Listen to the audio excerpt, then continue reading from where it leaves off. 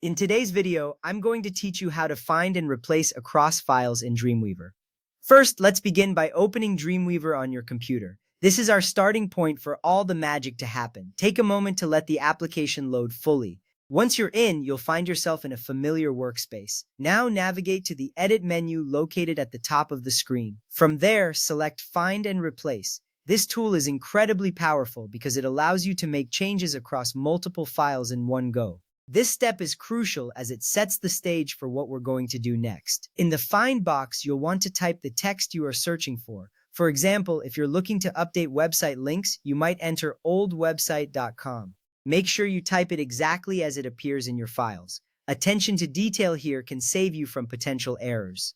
Next, move over to the Replace box. Here you'll type the new text you want to use. Continuing with our example, enter newwebsite.com.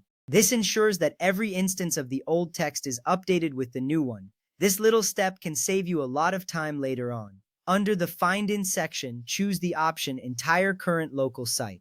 This selection means Dreamweaver will search through every single file in your current site. It's a comprehensive way to ensure nothing is left out. This step is important because it guarantees that all instances are covered. Once you've set everything up, click on Find All. This action will prompt Dreamweaver to search for every occurrence of the text you typed in the Find box. Sit back for a moment while it does the heavy lifting. You will see a list of results appear.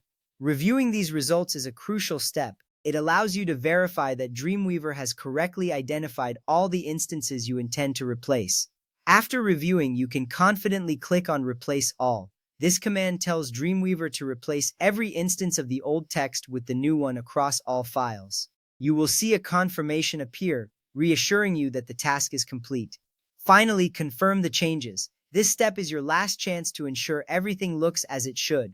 Double-check a few files to see that the replacements were made accurately. This makes sure your changes are indeed saved as expected.